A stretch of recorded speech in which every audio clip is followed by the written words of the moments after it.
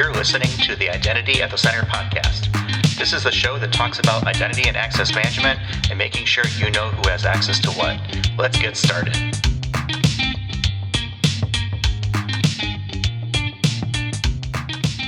Welcome to the Identity at the Center podcast. I'm Jeff, and that's Jim. Hey, Jim. Hey, Jeff. How are you? Oh, not so bad. Yourself?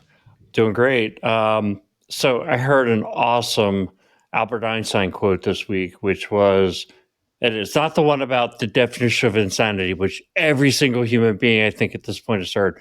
No, it's this. If you can't explain it to a 6-year-old, you don't understand it yourself. I'm like, that is the best quote, because really we've got all these different things that are happening in identity and in IT and in society. You hear about and like, okay, can I really explain it? And I wanted to ask you to explain something to me as if I was a 6-year-old, because I don't understand it right now. And so the topic is Chat GPT. I hear about it all the time. I really don't know what it is. Apparently, it might put us out of business. But what is Chat GPT? Wow. All right. I don't even know. First of all, I'm not qualified to answer this, but I'm going to do my best. And you're 6 years old, so I got to kind of think about it here. So let's see. Wow, that's a good one. All right. So let's say you wanted to have a conversation with Elmo, right? Your Elmo doll. Your Elmo doll right now only knows a couple things, right? What if your Elmo doll knew everything and you could have a full conversation with it and it could answer your questions and give you advice and so forth? That's what ChatGPT does, is it helps Elmo have a much, have a longer, better conversation with you rather than just the 3 or 4 phrases that it knows when you pull the string on the back. How's that? Well, that was actually much better, because I was ready with a stinger up on you for using Elmo, which, I mean, Elmo, you probably are thinking back to when you were like a 22-year-old uncle and you had a 6-year-old niece or nephew, and you're like, oh, you went to the store and you bought them an Elmo doll. Because I don't even think anybody knows who Elmo is anymore. Like, I don't think Elmo's a current thing. Maybe I'm wrong, because I'm not really in that market. I don't have children, so I was just picking the first thing that came to work. So, that's the only thing I can think of. I don't know what the popular cool 6-year-old toy is right now. I'm assuming it's probably an iPad of some sort of video or game on it. Yeah. I don't know. Yeah, for sure. Well, I think anyway, that was a good explanation. It just seems like everybody's kind of thinking like, okay, this Chat GPT could really be a game changer. And I'm not sure, is Chat GPT like a open source platform that scans the internet and builds? So this gets now obviously beyond the 6-year-old explanation, but where's it getting all this knowledge from? What is it using to learn? I would think that it must be scouring the internet and like absorbing all this information. So it's based on a language model that is currently, I believe, up through the year 2021. So it does not know anything beyond the year 2021. And it's funny you asked that, because I literally just asked ChatGPT myself, how does ChatGPT work? And this is what it told me. ChatGPT is a language model that uses deep neural network with a transformer architecture to generate human-like text. The model is trained on a large corpus of text data and uses this training data to learn the statistical patterns and relationships between words and phrases in the language. When given a prompt or a starting text, the model uses this learned knowledge to generate a response, predicting the next word in the sequence based on the preceding words. This model can be fine-tuned for specific tasks, such as question answering or text completion, by training it on a smaller data set specific to the task. Definitely not the 6-year-old answer, but I feel like based on this conversation, we have to start calling this like AI at the center or Chat GPT at the center or something like that. But that's what Chat GPT says is how it works. Yeah, I was going to say, so you said Elmo, huh? Well, you said 6-year-old. I don't know. Yeah. Okay, anyway, well, I guess to keep exploring. But I think that concept of, and maybe it's not even a 6-year-old, even though I think that Einstein quote, I don't really want to change it. I think there was a quote in a Wesley Snipes movie where he's like, explain it to me like a 5th grader. And I always thought that was a good one too. In other words, if you can't boil it down to something almost anybody can understand, then you don't really understand it yourself. And so I think that's where we ought to be challenging ourselves with, a lot of the really hot concepts like um, blockchain, like decentralized identity, like verifiable credentials, like, you know, passwordless. I think some of those concepts kind of make more sense just by their name, and others like blockchain, decentralized identity. You really have to kind of like learn a lot to get to the point where you can actually describe them in a very simple way. And I think that's my New Year's resolution for this year, is to be able by the end of the year to explain those to, let's just say, a fifth grader. Explain them to a fifth grader. What is blockchain, decentralized identity, and verifiable credentials? What do you think? Well, I'm concerned about you walking around town into playgrounds with fifth graders talking to them about identity. I think that sets you up for failure. So I would be careful about that. But no, I think that's good. Here's the only problem I have with this, and this is I think you can understand it. The challenge is how do you articulate that understanding to someone else? Like, do you have the language skills to be able to convert what you know to the same level language ability of someone else and understanding? So I think you can understand it and not be able to communicate it. There are lots of people who are really smart in a lot of things, and they just struggle with having that communication ability to articulate that, right? We see that all the time in identity spaces. Like, you can be the smartest authentication engineer in the world, but you can't put, a sentence together that a CISO or a CIO understands, because you're not speaking their language. You understand authentication, you know how it works. You're writing the SAML code, at least for now, until ChatGPT starts doing it for you. But you're not able to communicate it, which I think is really the true skill, is being able to have that conversion ability, to be able to that's really where I think the importance is. It's, can you communicate it? You can know it and not communicate it. There's a lot of people who can do that. There's fewer people who know it and can communicate it in a way that people understand.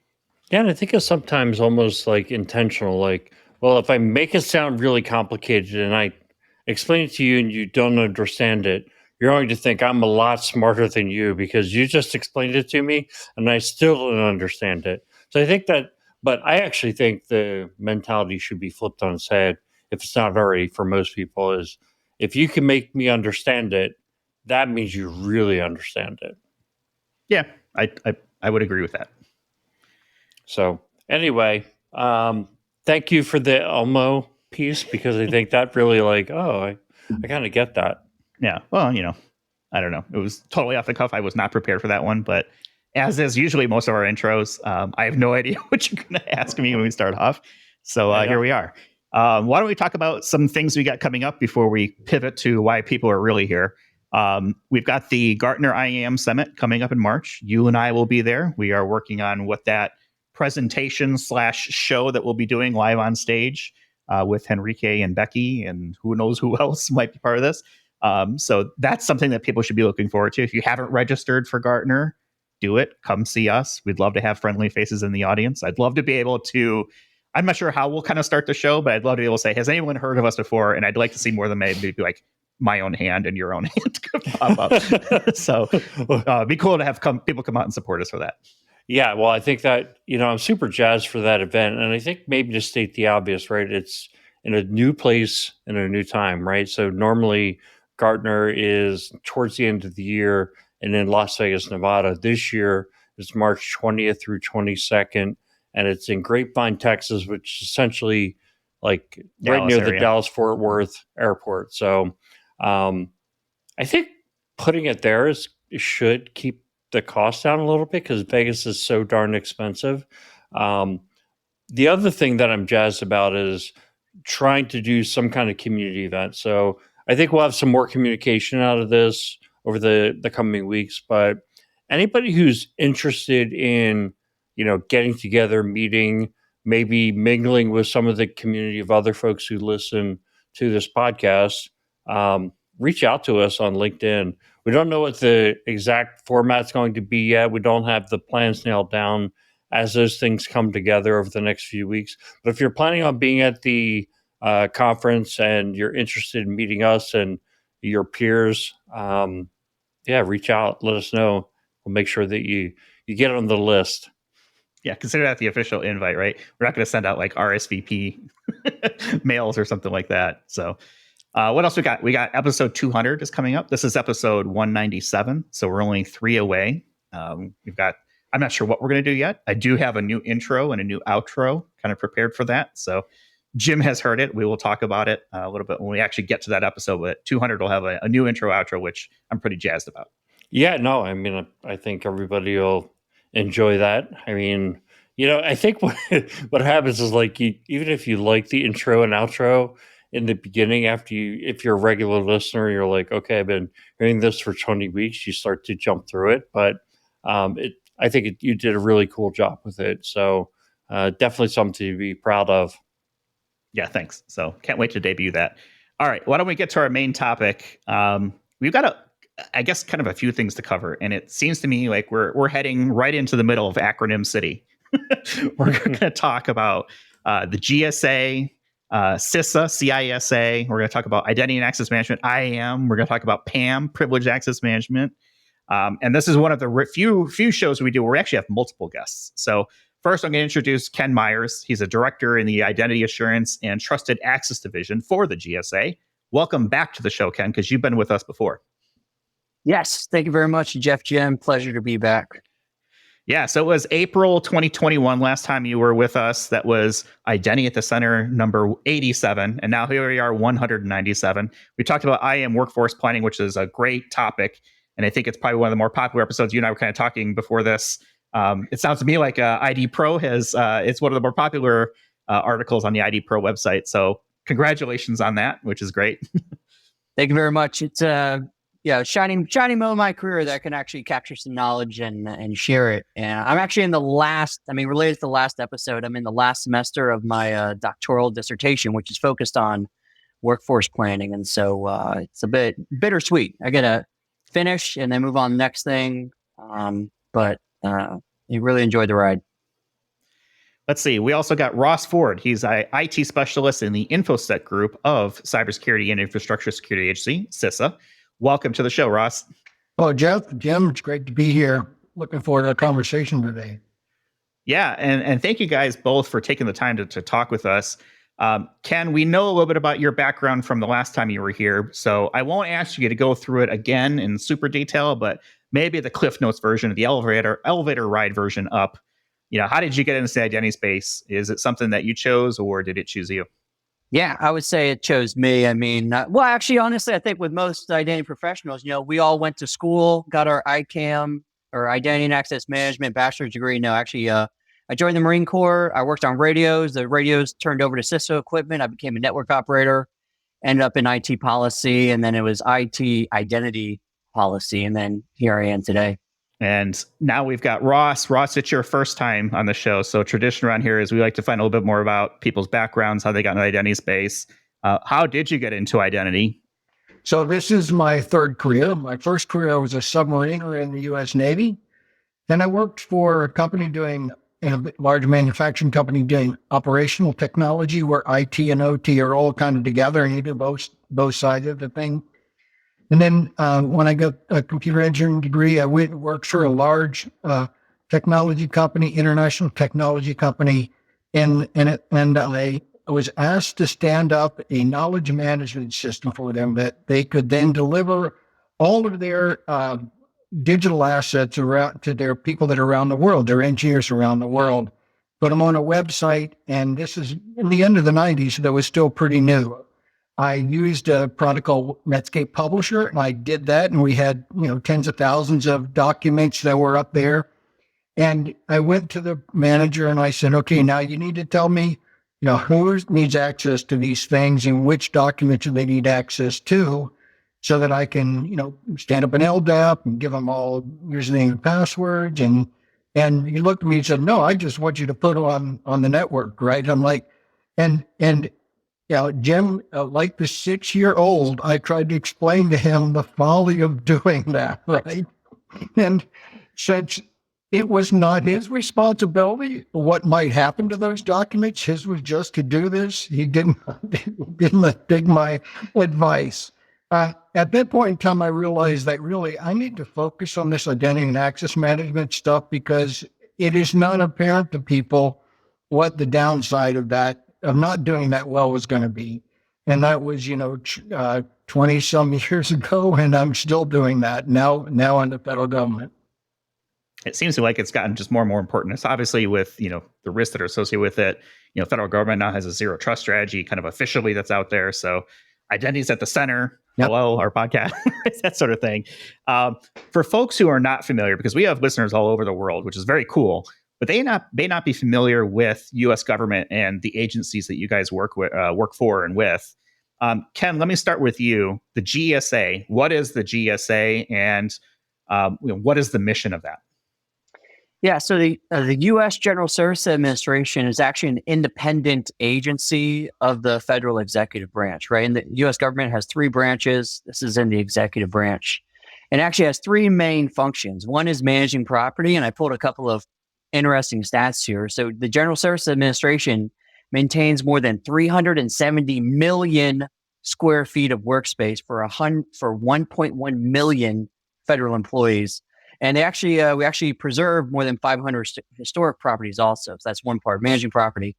And the second is helping the federal government buy smarter. So there's the Federal Acquisition Service. They have government-wide contracts that any federal executive branch agency can use. The third part is actually where I sit. It's this government-wide coordination. When you think of government, you think of efficiency. You think of like on-time delivery. So within Which that, government is this? within that, there's a coordination function that is critical, right? Whether that's IT, national security, delivery services, but coordination is an important part, and that's where I sit. And the place I sit is actually the Office of Technology Policy. So we help write and implement data-driven policies, focused on IT modernization, emerging technology, and then where I sit, identity assurance and trusted access. And so we're going to talk about playbooks today. I'll explain how the playbooks fit into that.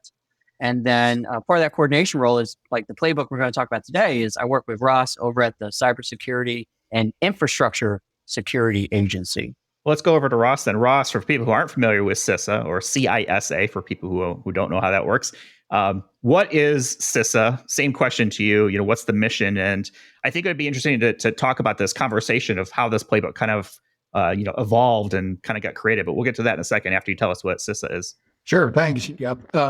CISA is a component, operational component of the Department of Homeland Security, DHS. And as the name implies, our responsibilities are cybersecurity and infrastructure security. And so it covers a pretty broad range. The cybersecurity aspect of what we do is we, devise the government and people and organizations outside the government how to secure themselves and to secure their organizations. And the infrastructure security part expands that into all other types of the critical sectors that make up the United States. And there's many of them. There's dozens of critical sectors, and we advise people on how to manage risk within those critical sectors. The part of CISA that I am in, the cybersecurity division, we focus on the .gov, a lot on the federal.gov. And although we do advise state and local .gov, and we manage the .gov domain space. So there's a lot of things we do there. And furthermore, that I work on a program, and we do the architecture and engineering of a center of excellence. And so I advise the center of excellence to a lot of different organizations in CISA and across the federal government about identity and access management. I'm what they consider a subject matter expert. And so in that regard, that's how I work with Ken. Ken is at one of the agencies in the federal civilian executive branch that we support at GSA. And Ken and I work really closely together in that role that he has GSA, and GSA has responsibilities, and CISA helps GSA meet their cybersecurity goals. It sounds like there's a lot of coordination there between the two of you guys. I'm wondering, where does NIST kind of fit into this? Because I think that's probably the standard that most people are most familiar with. Do you guys weigh in on that? Is that a separate group? I guess, help me understand sort of that triangle there. Yeah. So NIST, the National Institute for Standards and Technology, is actually a sub bureau of the Department of Commerce, and their main mission is standards, right? Making sure that I think one of the first standards they created was around like fire hydrants or something like that. If you can go to the NIST museum and see it. It's actually pretty cool. So within the context, I would say of identity, they have a couple different special publications. They have a special type of standard called a Federal Information Processing Standard. The difference there is that Federal Information Processing Standard is a requirement of all executive branch agencies to implement. So, for example, they have a processing standard on our personal identity verification card, which is a public key infrastructure-based smart card, like pretty much our federal employee identity badges. So they have a specific standard around what it is, how it's issued, how it's secured. And then there's actually different programs that make sure that agencies are following that. But usually I would say from my perspective, I look to NIST for those standards and also that coordination to make sure that GSA understands what's the intent of it. And actually where I sit within the General Services Administration, I help other agencies implement it. And I may help my own organization, but in that coordination role, I help other agencies implement and understand best practices. Ross, how do you interact with this? I was going to say, so first of all, my role is very similar to yours in the fact that I help agencies implement cybersecurity capabilities within those agencies, right? In relation to NIST, we have a conversation, I think is the right way to put it. We help NIST understand the threats in the cybersecurity landscape that we at CISA have the unique ability to see. And I should say a little further that CISA also has a lot of opportunities to interact with the private sector. I mentioned these critical sectors. There's a lot of verticals in the critical sectors that help CISA understand the risks associated with those different industries. And we have partnerships where we have vendors and people that are working in threat intelligence that we work with to understand the threat landscape. And then we can help NIST then understand what the threat landscape is, so that when NIST develops standards, they're building those informed about the nature of the threat that organizations are experiencing, and they can help highlight capabilities that can help mitigate that.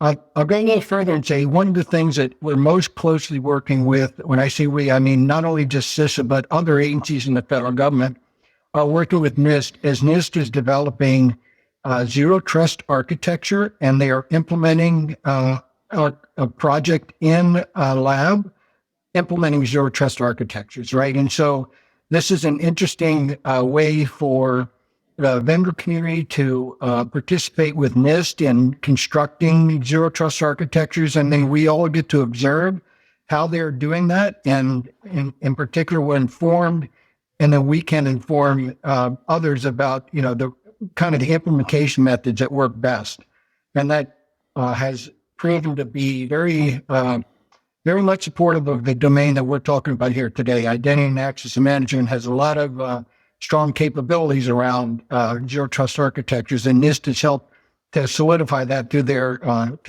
project. And I'll just say finally that NIST actually publishes special publications for that project as well. It's 1800-35 series, and your audience probably might be interested in going and looking at that implementation architecture. It has a suite of documents that are pretty neat to look at. And we pay attention to that too, because it helps inform what they're learning about, kind of the reference architecture for implementing zero trust. Hey, Ken, I'd like to take the conversation back to something that you brought up around this privileged identity playbook that you've put together over at GSA. And I want to even start with a more basic question, which is, what's a playbook? Yeah. So the idea with playbooks, and actually we have a bunch of different playbooks on various identity topics. The intent of the playbook is it's a plain language guide aimed for potentially non-technical people. Like a technical person could use it to understand kind of high-level concepts. It has some technical content in there, but the idea with the playbook is that someone can pick it up, understand what they're trying to do. For example, privileged identity. What are the best practices? What are the pitfalls? What are the challenges? And the playbooks are actually developed through government-wide working groups. I don't know if this is a surprise or not, but actually within the U.S. federal government, there's been different federal identity initiatives for the past 20 years. I can date it to about 1999, and maybe there was something before that. But there have been different federal initiatives around mature identity and access management processes. And so privileged identity is the latest playbook. I think the one before that, Russ and I worked on, was the identity lifecycle management playbook, single sign-on. There's some niche areas too, digital identity risk assessments. I actually did a little bit of research seeing if there was something called a digital identity risk assessment outside of the federal government, and I couldn't find anything. Have you all ever heard of digital identity risk assessments? Day in, day out. Day in? I feel like everybody's kind of thinking about it. A formal process to do one. Yeah, a formal process. I think this is secret sauce for some folks and how they approach it. But tell us how that works in your perspective. Just a high level of the digital identity risk assessment playbook is it takes NIST special publication 800-63, their digital identity guidelines, and it helps you understand the risk of a transaction if that account or if that identity were compromised. And then it helps you line that risk up to one of the assurance levels within that special publication. So like an identity proofing or identity assurance level, an authenticator assurance or authenticator level in Federation also. So that playbook kind of walks you through each one of those steps, like identifying your community of users, identifying the risk of the transaction, and then lining up that risk in those users with what level you should implement. Well, it seems like it's a lot about taking some expertise and turning it into guidelines. I almost take it that the agencies are in kind of a federated model. In other words, they leverage some common shared services, but they have a lot of autonomy in terms of how they run IT and to some extent information security. Talk to us a little bit about the agencies. Are they one size fits all, or do you have some small agencies and some really large agencies, and do they interpret the playbook differently based on that? Yeah, so we try to write the playbook from both perspectives. I mean, I'll say for the civilian, we usually split the federal executive branch between military and civilian, and that's mostly based on the policies and requirements that we follow. On the civilian side, the largest civilian agency has to be Veterans Affairs. It's somewhere around 350, 400,000, down to the very smallest, which might have just maybe one full-time federal employee and maybe some part-time staff. And so we try our best to work towards that. So we don't.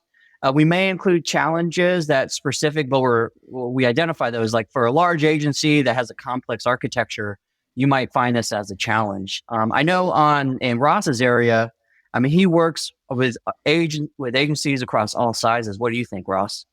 Yeah, I was going to say that we do work with the largest agency, VA, in helping them implement their cybersecurity standards. But then we also have in the program that I'm one of the advisors for, it's called the Continuous Diagnostics and Mitigation Program, CDM. It has a shared service. And so through that shared service, they provide cybersecurity capabilities for small agencies and what agencies that were not part of what they call the Chief Financial Officer Act agencies. So the large agencies are mostly Chief Financial Act agencies. They're called CFO Act agencies. And the smaller agencies are not part of that, and they operate. They have some larger agencies, thousands of users, but a lot of agencies, as Ken was saying, is quite small, and they really are benefited by having some shared services, particularly shared cybersecurity services, to help them. I do want to add that in the case of the privilege management playbook that Ken helped that he authored with the working group, I actually asked him if he could help us with that, because I was delivering privilege access management services to the CFO Act agencies through a project that I started a few years ago. When I got to CISA, there had been a breach that many of you may have heard about at OPM, the Office of Personnel Management, had a breach, and there was a cybersecurity sprint that was performed. And as a result of that sprint, they recognized they needed to that the federal government needed to help agencies improve their privilege access management. And one of the projects that I was in charge of for these many CFO agencies was implementing what they called privilege management for those agencies. And while I had an idea of what I should be doing to help get these privilege management tools in order, I needed to have a structured way to describe what privilege access management was, so that sponsors and people that aren't experts in identity management could understand what the goals of doing this were, other than just, hey, keep bad guys from doing things to us, right? And that's where Ken really did a great job forming a working group and putting together the privilege access identity management playbook. Yeah, I can see a lot of applicability in what we're talking about here, even in the private sector, especially the more decentralized an organization is. And there are, and yeah, I've seen over my 10 years in consulting, basically the last decade, more and more organizations, even ones that were very decentralized in terms of how they delivered IT, how they handled security, have moved much more towards centralization. And what I've seen in those areas is really a focus around, let's get on the same technology as well, to not only, kind of simplify and homogenize how we deliver services, but also to achieve cost efficiencies. But I'm kind of wondering, in this model that you described, Ken, is, when we're putting together the playbooks, are you taking more of a product centric approach? In other words, we're talking about privilege access management here. Like, is the assumption that, hey, we're going to start with a product, a privilege access management product, and we're going to adopt the best practices within that product? Or do you try to stay independent of the product and just say, these are industry best practices, and that's the approach that we're going to base our recommendations on, because we don't know what product you're going to select for your privilege access management? Yeah, for the playbooks, we try to take a vendor agnostic approach, because it keeps us fairly aligned and looking at enterprise requirements aligned with business, and that's really like where I sit. Within the General Service Administration, it's kind of translating business requirements into technical requirements. And then agencies or even other coordination services like Ross can take those and then they convert those into technical requirements. So actually, like, some of the highlights of the playbook that I found interesting was the first step. Instead of jumping straight into technology, come up with your policy. Like, why do you need to do privileged access management or identity management? And actually, that was one of the things that what is the proper term to use for this? Should we call it privileged access management? No, it's privileged identity management. Oh, it's privileged access security, right? There's kind of a bunch of terms floating around, and so we kind of went with the agnostic privileged identity playbook and trying not to play sides there. But that first step is just understanding, as an organization, what are we trying to protect, right? What are our crown jewels? What is our tier 0 or tier 1 that we need to protect? And that's and then we get into identifying what is your privileged user population. First thing we might think of is people, but something that Ross and I agreed on is that people are accessing things, but they're accessing it through a device. So there's that under layer. In the federal government, we call them non-person entities, MPE. I've actually heard machine identities. A new one I heard the other day was workload identities, digital workers. There's a bunch of different terms, but it's pretty much any like non-person, any device that's on your network, right? And we have a pretty cool diagram. It's like a little iceberg. You have the small part on top, which is the people, and then the big part on the bottom that represent your kind of SSH keys, your secrets, your service accounts, your service principals, whatever platform. Within those users is also identifying where those lay, right? Databases, kind of scans the whole. And so that's where we try to stay vendor agnostic, but honestly, within our community, we're using commercial off-the-shelf products. And so we try to identify what's a vendor-specific requirement or best practice versus what is kind of like an agnostic best practice. Good. You kind of sort of taking us down the route of where I wanted to go, because I'm ready to start geeking out on the tech a little bit, right? And actually, I don't even know if it's the tech necessarily, but it's because it seems to me when you talk about the playbook, you're talking about like helping agencies define a framework for how to manage privilege. Let me start with the question, like, what is privilege? Well, I can talk a little bit about how, from my perspective on my program, how we define privilege. And we were very specific as we were doing this privilege management initiative, this project, is we wanted to help agencies complete management of their most important assets. And so we looked at systems administrators that could make infrastructure impacting. That was the term that we used to help separate. There's so many administrators in the environment, right? We were trying to help agencies understand the most important ones that could really affect their whole infrastructure, right? So infrastructure impacting was a term we used, and we described about a dozen different administrator types that would fall into that category. And I think that worked from my implementation perspective. I think Ken has more broadly described what privilege is in the privilege identity playbook, though. Yeah, up front in the playbook, we have key terms. And so we define a privileged user as someone who's authorized and trusted to perform a security relevant function.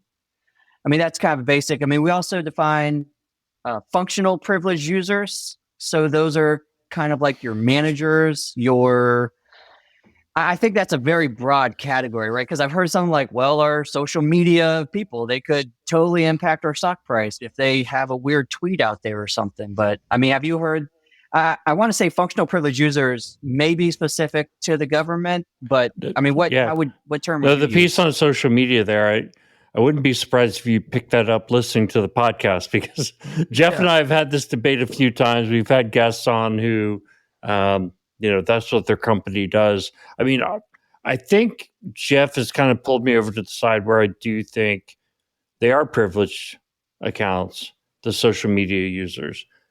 Well, I think it's mostly, so when we talk about privileged identity and access, right, this is clearly an area that, Ken, you mentioned, right, can drive stock prices, could do damage to brand, whatever it may be. And I don't think it's an area that's gotten a lot of focus from information security groups within any type of organization. Yeah, it's important, but we kind of let the marketing team run with it. Okay, cool, right? And I think usually when I have that conversation with folks, what I'm not advocating is for information security to come in and take over, right, the social media accounts. That would be a really boring social media account, first of all. But what I am saying is that, whoever's in charge of risk of the organization should be aware of it and should be putting some guidelines. Put MFA at least on your accounts, right? Things like that, or have some way to kind of understand how it's being used, who has access to it, and make sure that's being consistent from like a governance perspective, that sort of thing. So I think people maybe are starting to see it, but I still see a lot of companies that they just kind of defer and say, yeah, we'll worry about other things. We got other things to worry about first. So let's come back to that later. I don't know if they ever actually do or not, but I'm glad that it's getting some airtime here, because I think it's worth asking the question, how are we securing them? And to me, very privileged. Yeah. And I just to follow up on that, I mean, if we're talking framework, to me, what is privilege? Really, the driver is the risk of the account. And I think, especially, risk is kind of two factors. It's likelihood and impact.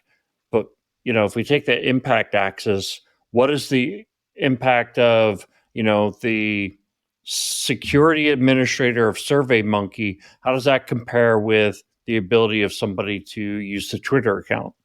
If you go on the Twitter account, you post all this garbage information, or, the CEO has been fired, like that could drop the stock price. Whereas, like, if you go onto the SurveyMonkey, I don't know, I guess maybe that might not even be the best example because you could probably do some real brand damage with that one as well. But you get my point is that I think risk is probably the number one factor in terms of what is considered privilege. No, Jim, I agree. And I can tell you that right now, the things that I think we're observing and we're trying to respond to are the fact that people, administrators are very powerful, whether they are domain administrators in your legacy environment or global administrators in your cloud environment. The ability to acquire those accounts is egregious still, right? And so we're trying to help agencies focus on learning how to get a handle on those. Along with them doing that is going to come classifying, learning how to classify, roles that people have by risk. And once they learn to do that, then they'll be able to extend that into other uses, right? Now that they understand how to classify roles and then, okay, now I got a role over here that's risky, right? And you just mentioned one, right? It's your social media account or is a risky account. So we're taking this kind of worst case first, and then we'll be iterating on that and trying to help agencies cover the realm. The thing that I think is really beneficial is that once an organization learns about, how to articulate risk, learns how to use tools that can manage the life cycle of that identity. And again, it's another playbook that Ken wrote, and it really helps us out. He wrote identity lifecycle management. Once you learn how to do those things, you can repeat this over and over again, and your infrastructure should be able to support you becoming more, having a larger breadth and greater depth into what you're doing. So you brought up another topic that I thought was interesting, but I thought you were going to go a little bit differently. So you talked about humans and their devices, which I think is a footprint. It's an enhanced footprint over just, hey, it's this human. It's now this human and this device we don't recognize. But what I thought you were going to say was humans and non-humans.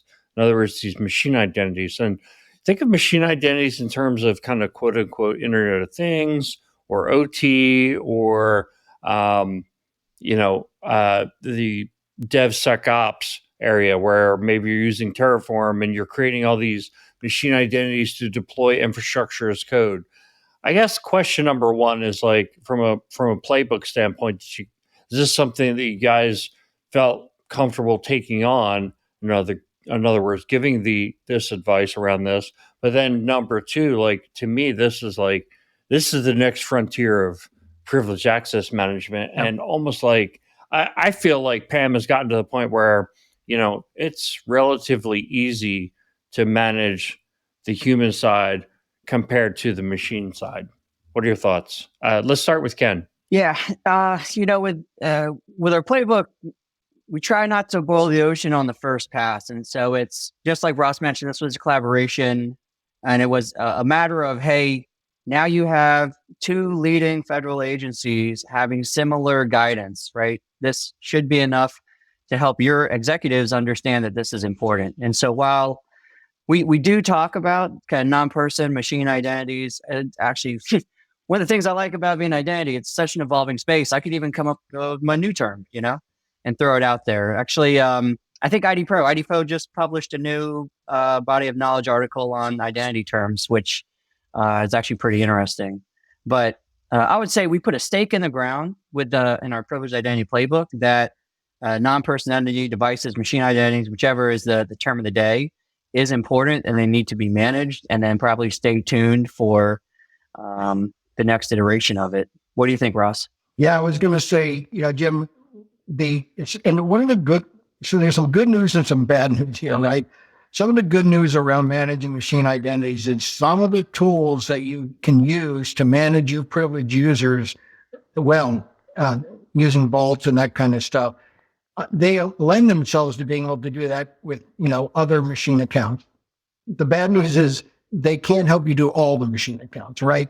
And so there is a number of different tools. I mean, the machine identities world is it's a pretty broad tool, right? There's a lot of different types of non-human interactions in the environment, and they don't all respond to the same kind of privilege management. So particularly, and that's evolving very quickly right now, right? With containers and the way infrastructure as code is requiring a very ephemeral type of management of privileges, machine access, and the tools that we built for the old era of privilege management, when they're humans, right, don't really translate well into the new era.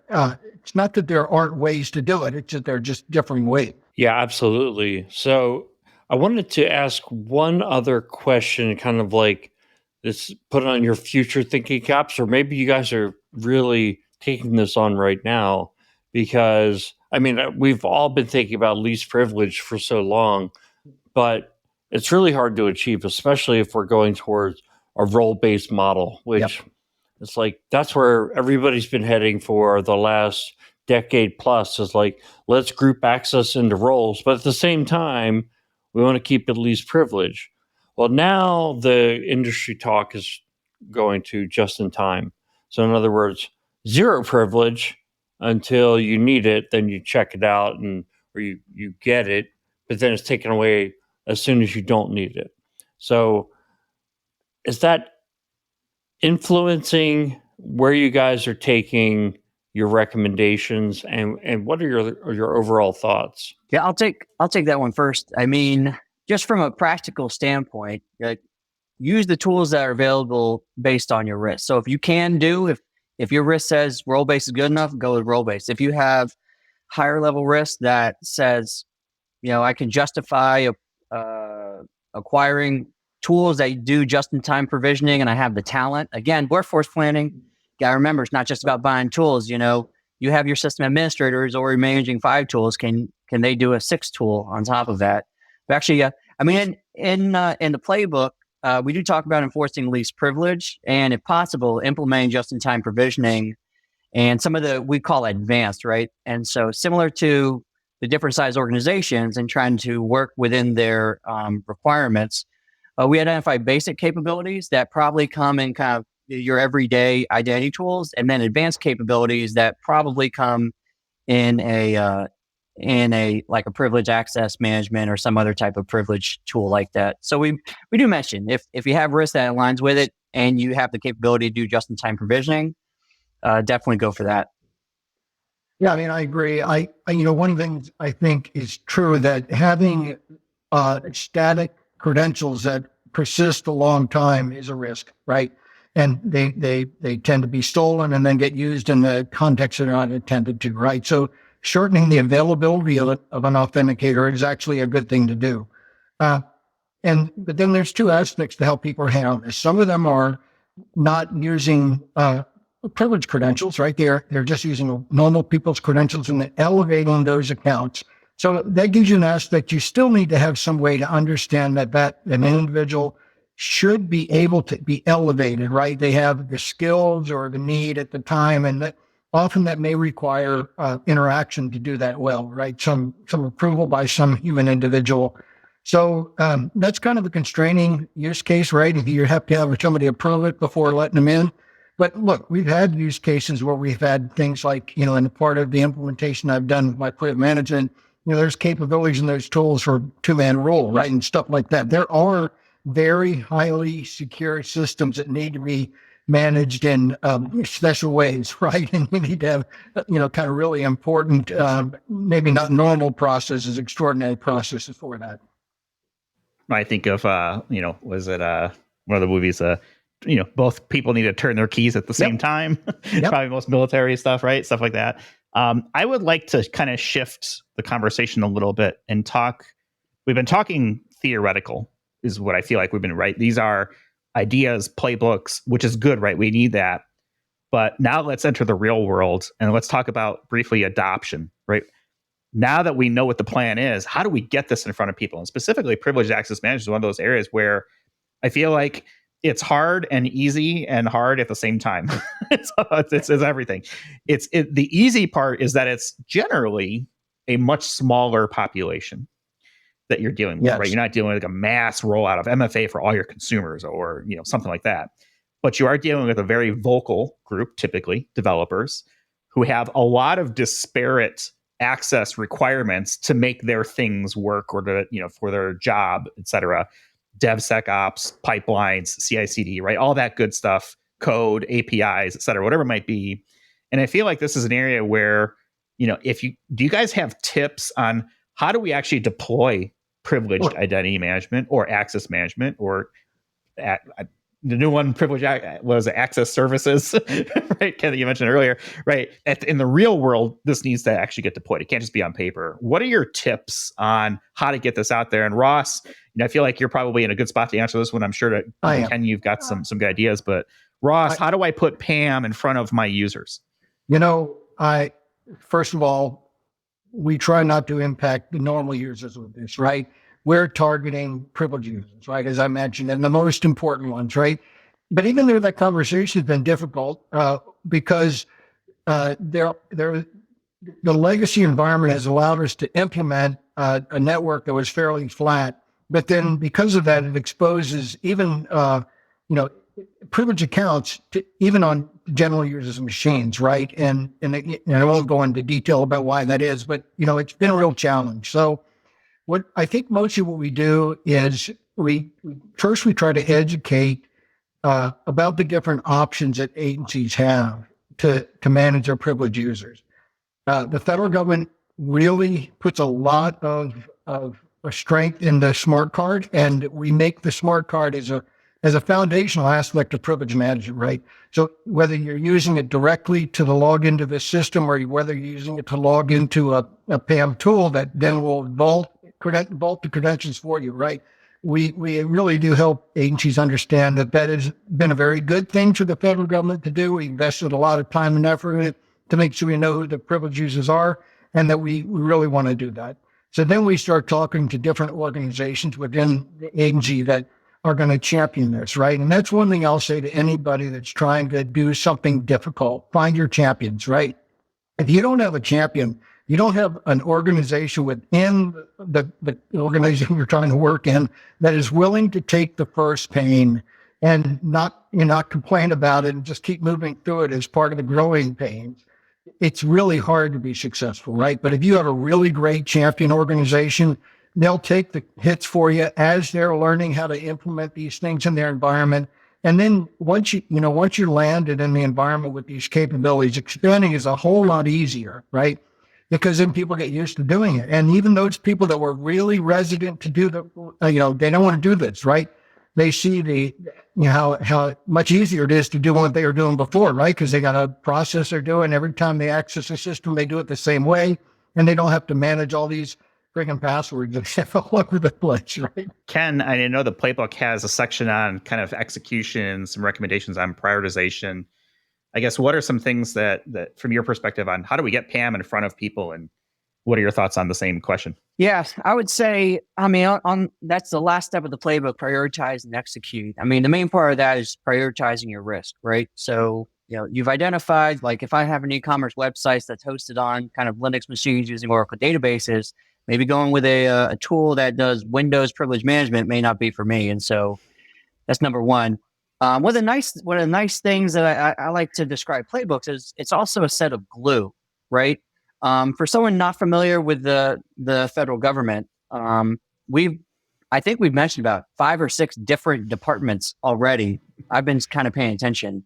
But different departments have different authorities and different functions. So for example, Ross with his continuing diagnostics and mitigation program have their separate set of privilege requirements. NIST actually has 2 separate functions. One special type of special publication, which is actually an implementation. Like Ross had mentioned the Zero Trust architecture. There's actually a NIST special publication for privileged identity management. And it goes into like step-by-step administrator detail.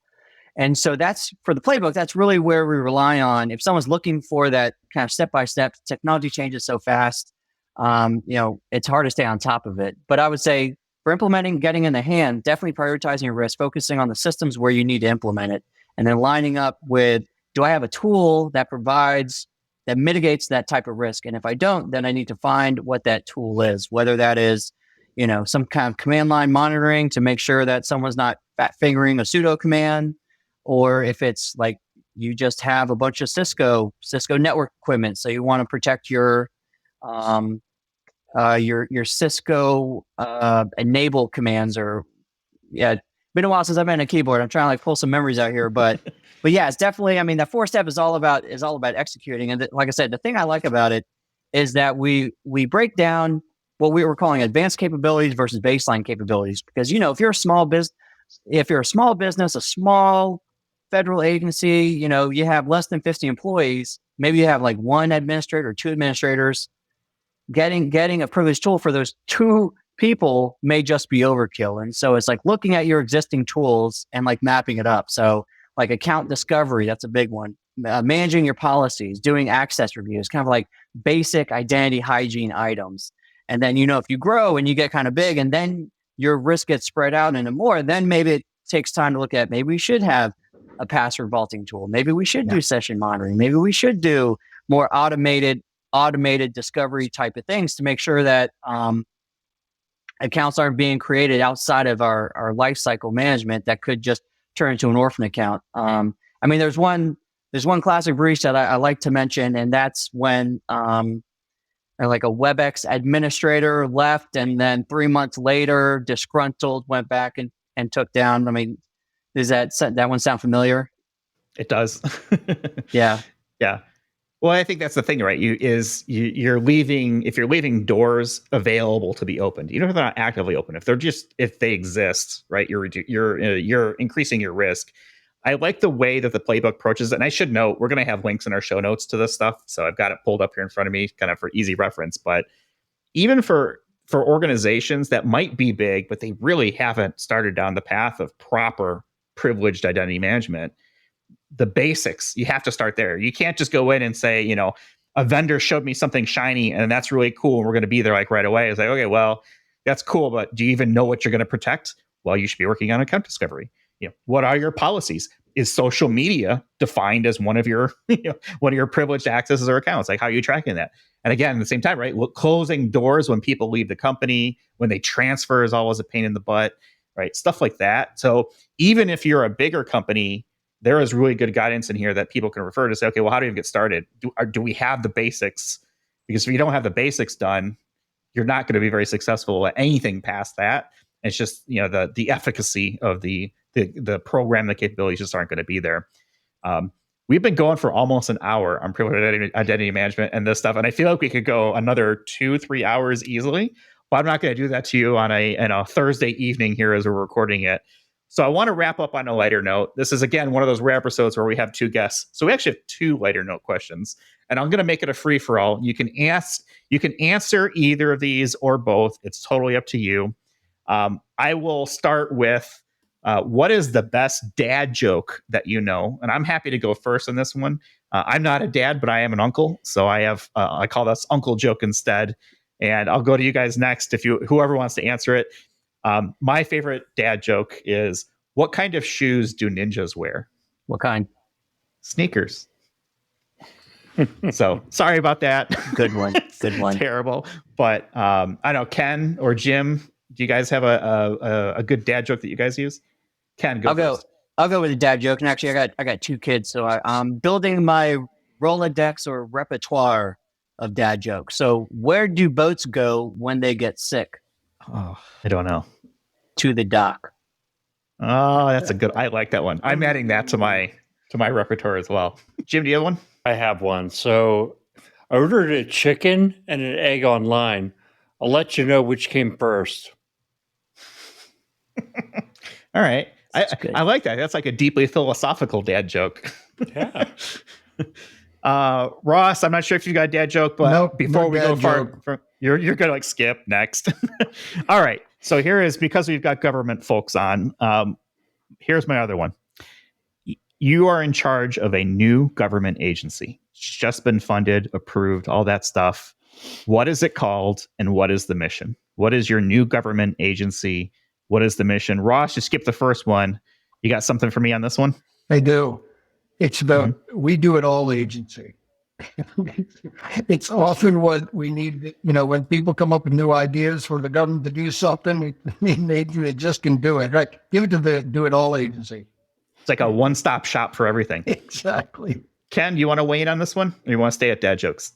You know what? I like Ross's. I'm gonna hop on Ross's boat on this one. That's a good one. Okay, Jim, you got a government agency? Would it be possible to have a government agency focused on the happiness of Jim McDonald and basically just make sure that I am always taken care of? I never have to lift a finger unless I choose to. I mean, I guess seems a little outrageous. So I don't know. It's not very deep thinking, right? I put all my effort into the dad joke and very little into the agency. Well, let's spitball this a little bit. So instead of the office of is Jim happy, maybe it's citizen well-being or something like that. I don't know. Now I'm turning government. Oh boy. Yeah. So I don't know if I would have a specific one. It would be very specifically focused on like annoyances, like I know we're in a government was like, okay, well, I don't have to pay my taxes. You know what I owe you. Why don't you just tell me what I owe you? And then instead of making me figure out what I owe you and then telling me if that's correct, it's like, this is a math problem and the government is a teacher. Just tell me what I owe you. We just want to check your work. Right. Yeah, exactly. Okay. I know we've gone a little bit long. Guys, I really appreciate it. Ken, you've spent, multiple times now with us. Ross, I hope you'll come back and join our shenanigans on identity at some future date. We'll have some show notes here so you can check out the Privileged Identity Playbook. Ross, you mentioned 835, which is the Zero Trust Architecture draft that's out there. 1835. Yep. I do want to mention for your audience, though, that NIST 863 is in a release edit right now. So you can go in and look at that. That's where it describes, digital identity and its guidelines for that. So all your listeners who have an interest in that should go read it and reply if they have problems with it. Yep. Yeah, I'll put that in the show notes too. So that's a good point as well. So we'll have a bunch of really good information that people can leverage in their daily lives, right? Are you doing these things? If you're not, what's your strategy or plan to address some of these issues that are out there? Yep. We're going to go ahead and wrap it up, I think, for this week. You can follow us on the web if you're interested, idacpodcast.com. We're on Twitter at IDAC Podcast. We're on Mastodon at IDAC Podcast at infosec.exchange. I really hate Mastodon links, but that's just the way it works today. So feel free to connect with us there. We're putting out the call for for ideas on, what we want to do here for episode 200. We'll be at Gartner in a few weeks here. So lots of stuff going on. And be sure to hit that subscribe button so that you know when the next episode of Identity at the Center drops. That's my shameless plug for us. So we'll go ahead and leave it for this week. Ross, thank you so much for joining us. Ken, thank you so much for joining us. Jim, always a pleasure. And with that, we'll go ahead and wrap it up for this week and talk to you with you all in the next one. Thanks for listening to the Identity at the Center podcast. If you like what you heard, don't forget to subscribe and visit us on the web at identityatthecenter.com.